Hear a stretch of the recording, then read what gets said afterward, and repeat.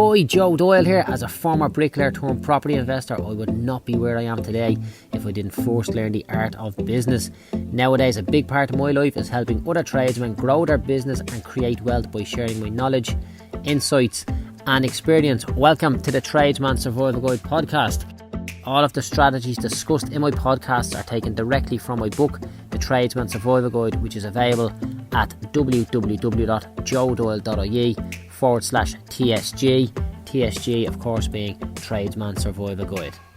How are you, Joe? Lukey, what's happening, my man? Are you winning? What's the crack? Yeah, not too bad. How are you? Come here, listen, I'm just recording this call and we're going to roll with the podcast, and I'll cut out anything that's not fit for human consumption, so don't worry about that, man. Yeah.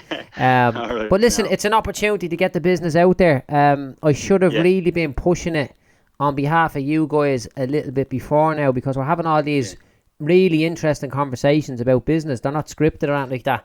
And it's an opportunity to put the because I used to I listened to I think every one of them before I gave you any money. But before like the last, what was it they came out about? It was over a year ago, wasn't 2019? Was whatever, yeah. When you started was it? No, when I was listening to them. Like, I listened to them all, I remember, first. Right. Of all the different lads in the groups and stuff. I used to have them on Spotify driving around. Right, very good. So it was really good at the time. Like, I learned loads off them before I even came into the group, you know. Yeah, exactly. So I need to just improve it a little bit more. We're after rebranding it now as the Tradesman Survival Guide rather than the Tradesman Support Group, because that name, the Tradesman Support Group, it never really took off, even though I built the support group. So what we've actually got going on now is I'm after writing my book, The Tradesman Survival Guide, right? Yeah. And the podcast is called The Tradesman Survival Guide. Everything will be called The Tradesman Survival Guide. So I'm going to be running ads on my Facebook page telling people to go to the podcast. When they go to the podcast, it says, basically the intro says all the items discussed here are included in my book. You can catch it at joedoyle.ie/TSG. So I'm sending people from Facebook to the podcast. They're listening to the podcast, and at that point they either hate me or love me. Chances are they love me. They'll go to buy the book. We'll catch them on the website. We'll have our Facebook pixel there to retarget them around then, and it just all kind of follows around. That's the plan anyways, you know. So is that if people click through from Facebook to the website, you can pick up on exactly who it is? Is that what that is? Yeah, so what it is it's a little bit of code that Facebook give you that you put onto your website, and what it does is Facebook can then pick up make sure I'm saying this to you correctly. So Luke goes to my website, and then he goes onto his Luke goes to my website. The pixel tags him with but picks up his IP address or whatever, yeah. And then when he goes on to the Facebook again, it says, "Oh, there's Luke. He was on Joe's site. Let's show him Joe's ad." Very good. Yeah, and that's why that's good, isn't it? Yeah, it's very powerful stuff, and it's like Facebook is tracking your off Facebook activity, and how it's tracking the off Facebook activity is by the pixel, which is the bit of code belongs to Facebook that all the website owners have put onto their website. And that's how you see ads then. You see ads on Facebook when you're at being on a particular website. Yeah. That's good. Yeah, it's great. Like, it's powerful stuff. What happened to me one day, like I was saying to people, you know the way I'll be telling people, like, don't call your company a limited name. Don't give the limited name of your company the official trading name. Call it something different. And I remember seeing that, like, Paddy Power was a company registered in Malta or something like that. So I went onto the website, and then I was getting fucking ads from bleeding for horse racing and football and all sorts of bullshit. And I have no respect whatsoever for gambling. Like, I'm like, look at these bleeding things, you know. Now I don't know if it just stopped after a while, or I had to go in and unsubscribe, or I can't remember doing that specifically. But the ads stopped coming after a while. I think I just blocked them. But then also Facebook is running a thing called the Facebook Ad Network. Did you ever hear that? No. So, do you know what AdSense is? No. So if you've got a website that gets a lot of traffic, you can put this little ad box on it where Google will show ads on your website to other people. Oh yeah, sorry, yeah. For other stuff, like. For other stuff, yeah. Which, to be honest, I don't know why. It's Display Network or something, isn't it? On the display ads and banner ads and stuff. Like you have the option of doing those on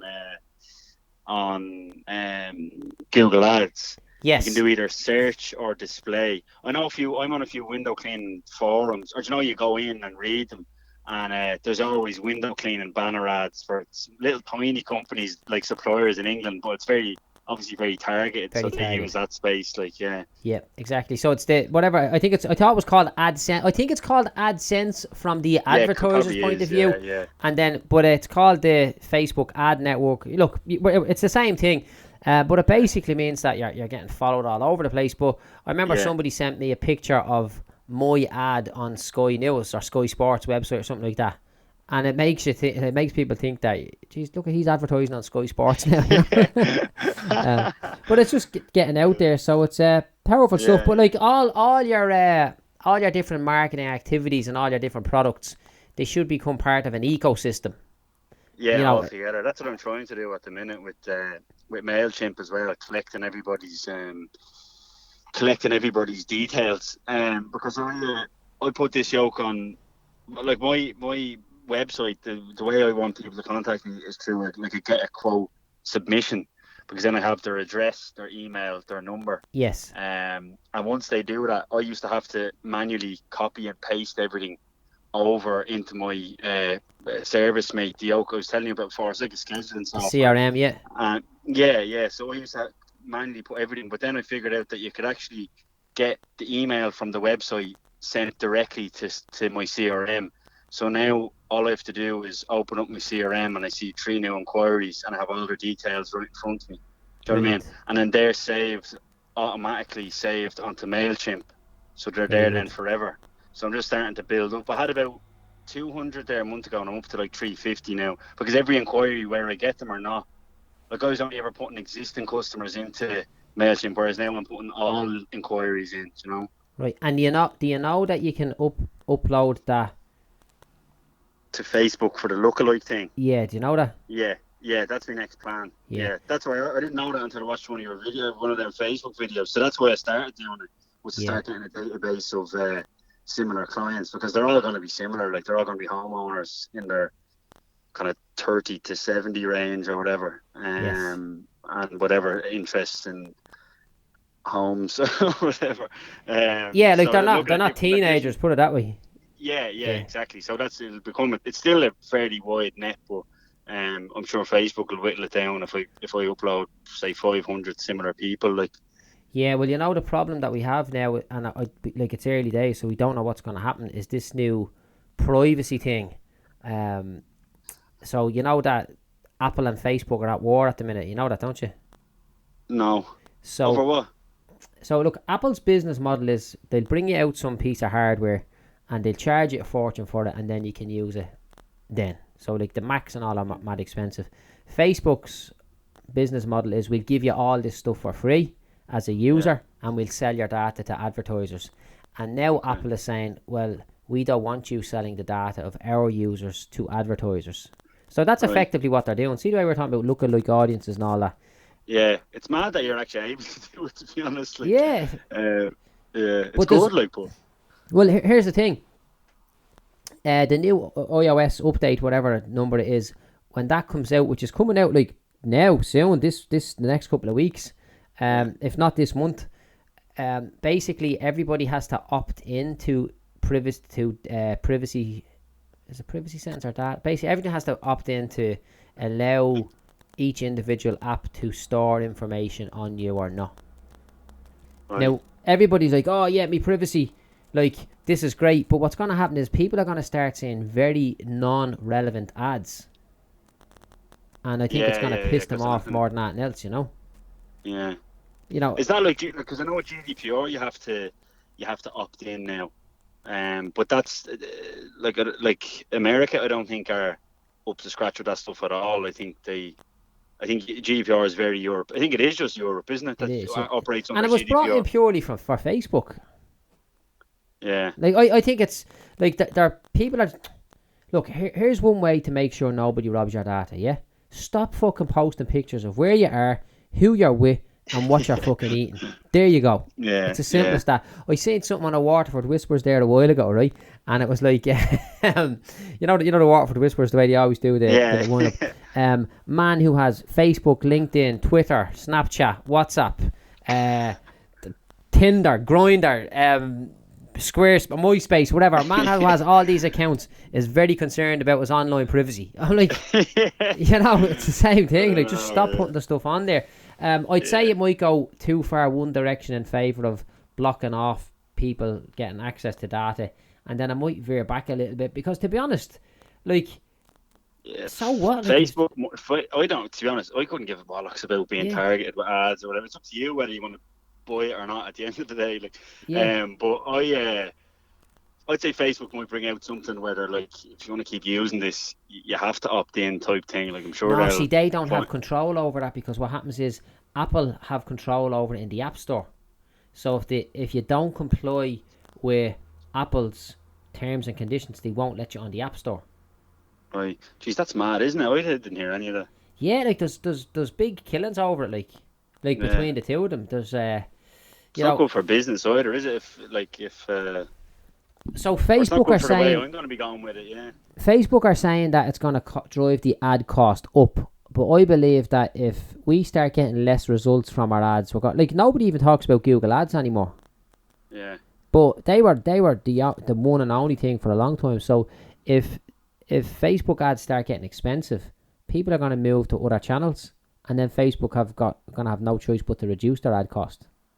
Yeah. It's as simple as that. I think we're going to be able to target people based on their demographics, but we're not going to be able to target them based on their interests. Previous usage. Yeah, yeah, exactly. And that's the difference between Google Ads, which is based on a keyword search. Someone puts in, I need a window cleaner in Sagard, and then interests, someone who just happens to be liking pictures of windows getting cleaned, you know? Yeah. So it's kind of subliminally capturing your behaviour in the Facebook sense, but it's not on the keyword. It's a different thing, you know? But, that's why I'm using Google Ads at the minute, and I've gone back to what I used to do it with like maybe 2 years ago. I was using it, but I wasn't using it properly. And even now, I was still running ads, spending kind of €500-600 a month, but I hadn't a clue how much I was getting in return. I had an idea that I was getting a good few calls, because my website doesn't rank very highly on normal, on kind of natural search. Do you know what I mean? Right. So I knew I was getting a good few calls, because people would be like, "Oh, seeing your website there." So, but I'm just after changing it now that I put conversion trackers on the website. So if someone comes in from a Google Ads ad, and then a conversion would be sending me a quote request or sending me a contact form submission. Brilliant. So I can see, or if they ring me, I have a phone tracking thing. So if they call me after clicking on them, then I'll get I'll see the conversion as well. So I'm able to see how much it's costing me. I think it's costing about €3 or €4 per conversion. And I find that now it's not a conversion, it's a conversion into a lead as opposed to into a job, if you know what I mean. Yeah, of course. You still have to close that lead. Yeah, I still have to convert them into a job. I find my end to convert is so much easier after they've been on the website. It's nearly like they're just expecting to, like 8 or 9 times out of 10, I'll convert them into a job. Brilliant. After being on the website, and it's like they're just sending the information to book the job type thing, if you know what I mean. I find that an awful lot better. So they're ready to be closed, like ready to close the deal, because they've already seen my prices. There's no surprises really. They see everything that is going to kind of happen. So I find it a lot better. So €3 or €4 is pretty good if I'm getting a couple of €100 off each of them. Yeah, for sure, man. Yeah, and see what you're saying with that conversion there. That was kind of the same with me with the podcasts. If anybody heard the podcast, they were ready to purchase as well. Yeah, because they're highly interested in it. You know, if you're listening to a podcast on it, then it just means you're ready to go. Like, so it'd be an awful lot easier to close it. Yeah, definitely. And actually, you know, an interesting thing for anybody even listening into this call, like, we haven't even told them what line of work you're in, right? But this is this is what it is. Like, business is business, regardless. Like, you could be, you could be. I'm looking in my office here. You could be selling bins, dustpans, fire extinguishers, magnetic stickers of animals on a whiteboard, anything at all. It's the same concept, and I think that's a mistake that so many business owners make, is that they think that their business is unique to them and the world, but it's not. Yeah, I was only listening to that. What's this cash flow quadrant? And all he's talking about is all he's talking about is business systems in one of the chapters, and it's just that they're all the same at the end of the day. Like if you can learn how to be an expert in Google Ads, you'll do it for window cleaning, and you'll do it for magnetic signs on a board. Like you'll do it no matter what. So Definitely. It's just that's what I just want to get. I want to become an expert in Google Ads. When I'm an expert at that, I'll move on to something else. Then, not that I'll ever be an expert. You know what I mean? I want to know exactly what I'm kind of. I want to be confident and then always keep learning on it. But I can move on to, like, I might start looking at leaflet marketing then, or something else that I can track my conversions, because it's all the same at the end of the day. I was going to use that. I was going to use that phone call you were saying, where you get the whisper beforehand. I was going to put a different number on a load of leaflets. Yes. And get them delivered, and I'd be able to track my conversions that way. Because leaflets is old school. Like, you're not going to be able to, unless you're asking them, where did you get me? How did you find me or whatever. But if that whisper comes on, I can just write down each time that one of them calls comes in. And it just gives you an idea. Leaflets and I get 5,000 leaflets and I get 10 calls, and that's pretty good. Yeah, definitely. But you see, things come in and out of fashion, if that makes sense. You know, like why does leaflets stop working? Leaflets stop working because every time you go to your hall door, there's bleeding 10 of them on the ground. Yeah. Yeah. Now, if there was no leaflets there ever, you were like, oh, geez, look, there's a leaflet. Yeah. You know, and you'd be looking at it, you know. So, like, you have to keep your finger on the pulse, is what I'd be thinking. Yeah. One thing I started doing, because I found that the leaflets are just noise. Like, it's like unless it lands in perfectly face up with a window cleaner looking at you, and you need a window cleaner, then you're not going to get a call. But I started to do door hanger leaflets. So, do you ever got in a hotel where you have a leaflet that hangs on a door? Yes. Like, do not disturb. I started getting them ones printed, and I'd hook them on the actual door. So if someone was walking up to their door, they'd see this hooked on the great idea, the handle, you know. So they worked a bit better. Still not great, you know, to be honest. But and there's a bit of in an area.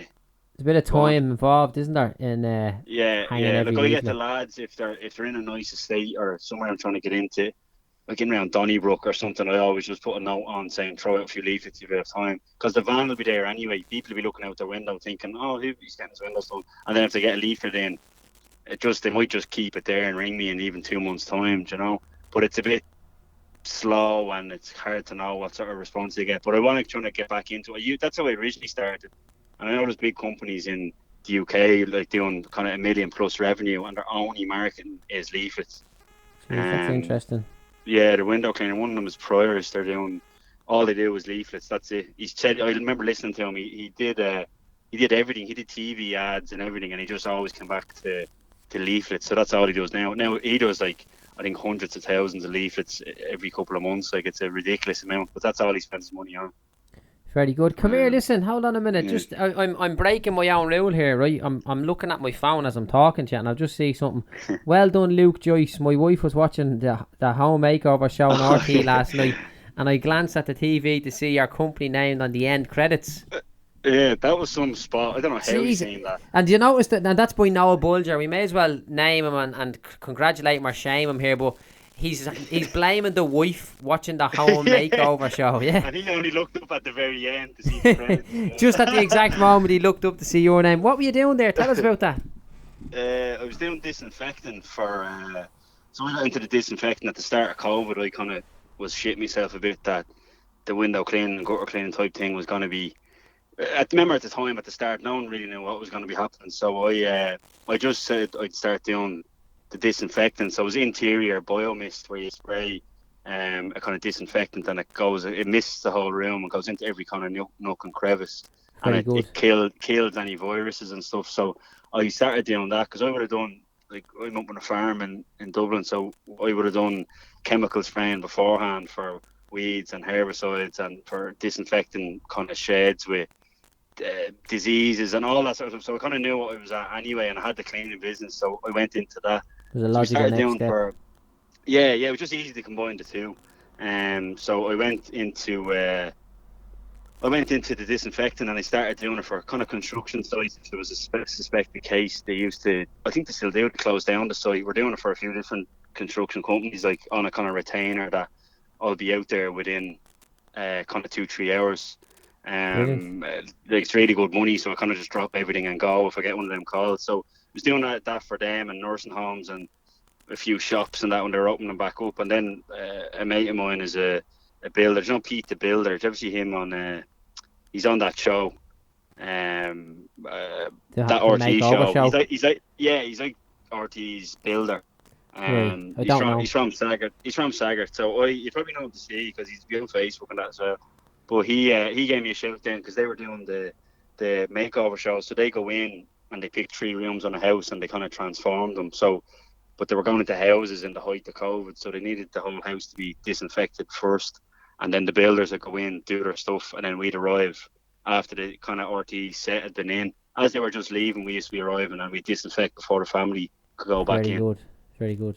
So we did that for 7 or 8 episodes, I think there was.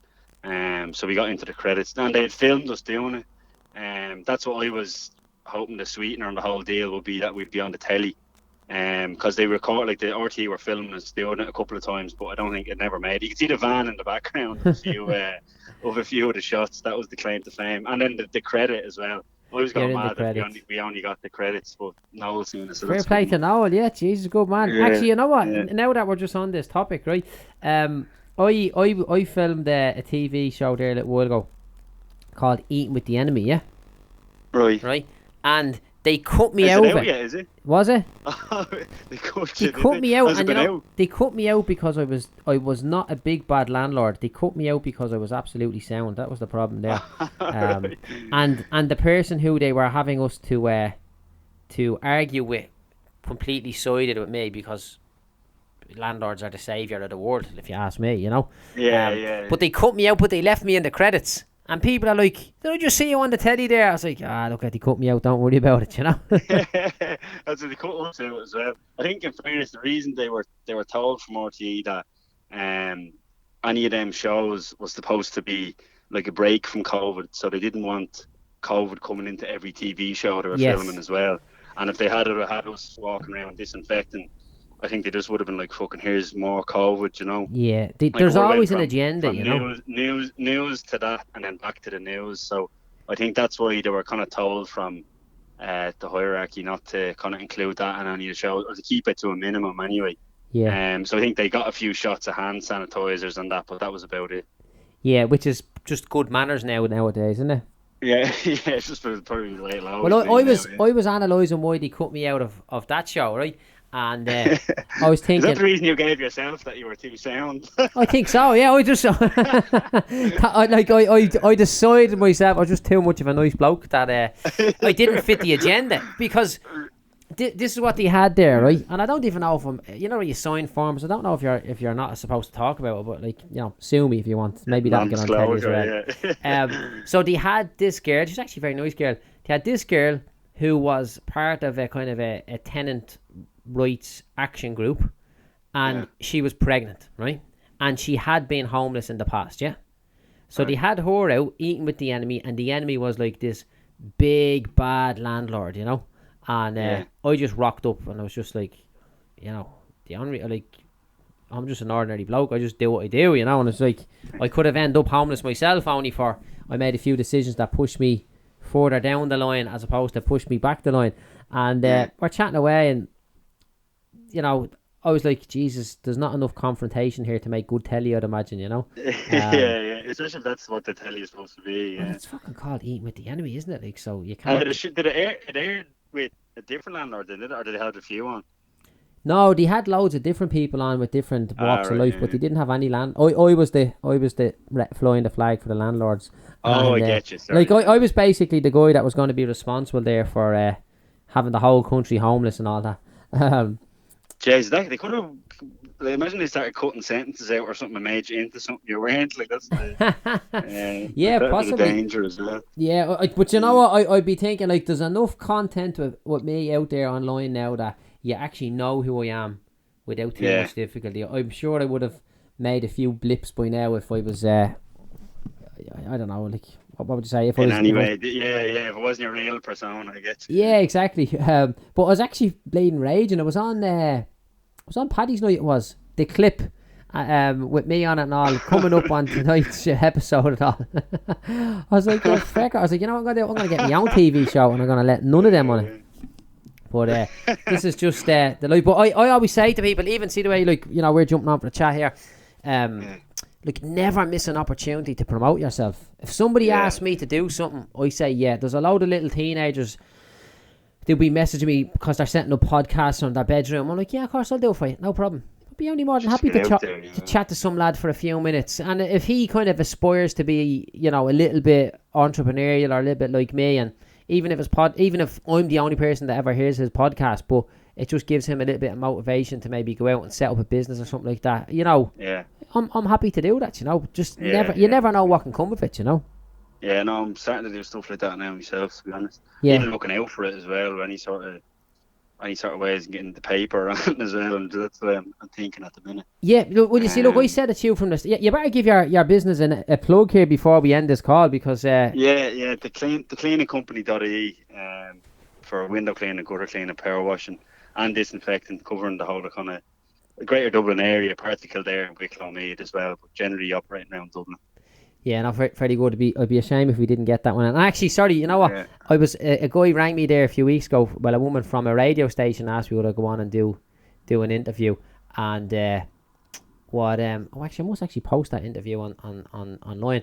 But I didn't give myself a plug while I was there. I was like, I won't fucking make that mistake again. Yeah. You know, it's just like, we have Joe on the phone here. How's it going? You know, you need to get out there, in my opinion, and just plug away as much as you can. But you know what I said to yourself there, Luke, you're approaching this business as a business at all times. You're not just approaching it as something to spend your time at, you know. So it's important that I'm always willing to give you a bit of recognition for that you're thinking as a business owner, regardless of how big or small or how far you are in your business, which is important, because you will become who you set out to become then, you know. But no, it's savage stuff, man. Look, we didn't get a chance to dive into any numbers or anything like that. You completely distracted me there with all your TV appearances on the credits and all, you know. Come here, I'm going to have to jump onto another call here, but is there anything you need to ask me before we wrap up? The only thing I wanted to ask you was, well, I don't even know if I want to ask you. I just want to kind of run it by you. Go for it, yeah. I'm booked out now till May. Okay. And just struggling with like booked out till May is grand for kind of construction and stuff. I'm getting phone calls and I'm saying, yeah, listen, I won't be able to clean your windows until May. They're just like, right, good luck, you know. So I'm getting another van and I'm leasing it. So I'm just leasing it just to get it on the road as quick as possible. I'm just getting all the equipment for it. I'm taking on two new full-time lads. I'm just worrying, just quality control, really. Is there anything I can be doing to... I'm just shit myself now, or I'm going to stretch myself too far, too quick. Just go to every job every day. Yeah, but then I won't have to, like, even I'm at a job now, down Kildare Hotel, nice at the minute, and I'm on the job with my laptop open here in the van, like, I'm getting fuck all admin stuff done, and I'm so busy now that if I don't get to it for one day, I'll be on a Sunday then doing it, you know, so yeah. Like, is there any sort of, like, I know there's lads in the UK who do window cleaning and they give their lads a tenner a day if they finished within the time they were supposed to and with no complaints from customers or something like that. Is there any sort of rewards type thing I could be doing? Or I just find that financial rewards is generally not the way to go. I just believe that it's, you know, we need something else. We need a tight little system there, to be honest, you know. Yeah, like at the minute I'm going to be checking just once a week. I'll go to a job at random, and I've told them that as well, the lads, that you need to be keeping up with. Like I've told them I'm expanding and I need just to be 100% and not kind of, because I find if I can leave them on their own, I'm not on the job for say a while, the standards will start to slip. You know, like I'll be on a job and I just know stuff that isn't getting done. Maybe 100%. Many crews you're going to have? Like I'll have two lads full time, but then I'll have generally a part-time fella on half the week then. Right, what you need to factor in there, you need to factor in weekly training. Yeah. Literally train every week. Okay. Just on the same stuff, just refreshing. Every single thing, the exact same, yeah. And the days that you're not on site, text the client, hey, happy enough with everything there. Yeah. I do. I have an automatic reminder set now. Yeah. Just after every job, they get a text saying, how you were happy enough, let me know if there's any issues or whatever. You know what, without fobbing you off in any way, because I don't want to answer this in a way that's not giving it the thought it deserves. Let me have a think about this. Yeah. And we come up with something that suits, so that you don't find yourself spending a lot of time. Yeah. Yeah, so all right, I'll leave it with this then. So my plan at the minute then is once a week a random check on a job, and then once a month I was going to do a full refresher day where I head out with whichever crew with the two lads. So the three of us go out and I run through absolutely everything with them again and make sure they're keeping it at that. But once a month might be a bit too long to be leaving it. Not but enough. That's I would say half a day every 2 weeks would be better. Yeah, maybe. Yeah. It's just like what I believe you're going to need here is presence about checking up. Just know that I'm kind of not breathing down their neck, but that I'm there and watching. Yeah. Exactly. I think that would be the most important thing you could have going on there, in my opinion. You know. Yeah. Right. Well, I might do that. I'll have a think about any, but we definitely come up with a proper plan for the next call. Yeah. Yeah. Right. All right. Cheers, my man. Thanks for your time today. Thanks a million. Bye. So, folks, that concludes another episode of the Tradesman Survival Guide podcast. Don't forget that all of the tactics and strategies discussed in today's podcast are from my book, The Tradesman Survival Guide, which is available to buy online at www.joedoyle.ie/TSG. TSG being, of course, short for The Tradesman Survival Guide.